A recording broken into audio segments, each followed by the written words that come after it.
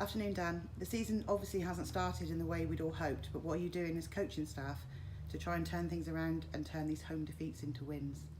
Obviously, we watched the games back in quite a lot of detail, try and figure out where we're not quite sticking to detail or maybe falling apart, and then trying to figure out why and how we can obviously adapt and make sure that doesn't happen again.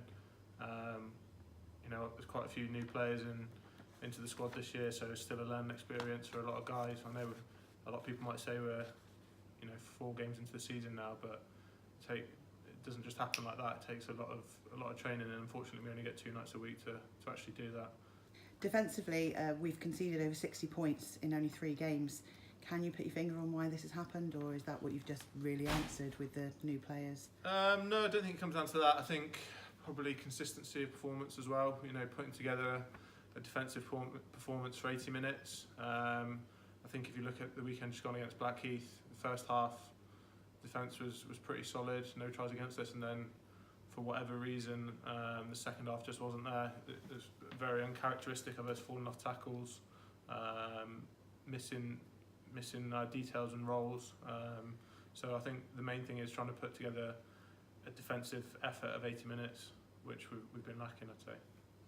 The lads were clearly frustrated after the final whistle on Saturday, as were most of us really, but it's disappointing. But how have they reacted and looked to bounce back this week in training? On Tuesday training was pretty tough. We had a long review session, trying to look at, like I said previously, look at where things are going wrong and what we need to do. It's never easy, those kind of sessions, when you have to look at things in a lot of depth, and to be fair to the boys, there's a lot of honesty and accountability and lads sticking their hands up.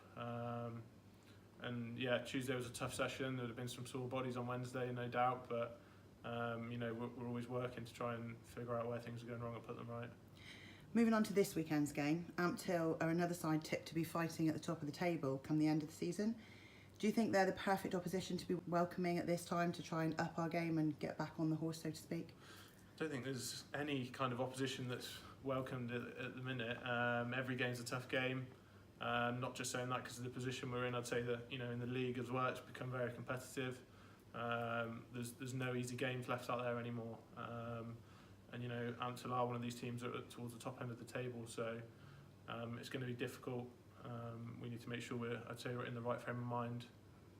Obviously there's things that we need to go out and do and prove, not just to ourselves but to everyone else that comes along to watch as well. Matt Shepherd, Will Norton and Kieran Westlake are all dropped completely out of the squad this week, and Dan Mugford remains on the bench. Is there much to take from these decisions? I'd say that's probably down to lads in training behind those guys are training really well. In previous seasons, trainings might not have been as competitive as it has been so far this year, and the lads that have kind of come into those slots have really been pushing hard in training. And there's other guys equally that have not been playing that have been training really well, that will probably come in coming weeks as well. So we're conscious of how much game time people are getting as well, so we're trying to manage that. So it's just a case of a bit of a rotation. And finally, George Mills is back from injury, adding some more experience to the starting 15. How influential do you expect his inclusion to be? Yeah, obviously George hasn't played since Bedford, I think. It was a big loss at the time, and I'd say that's quite evident.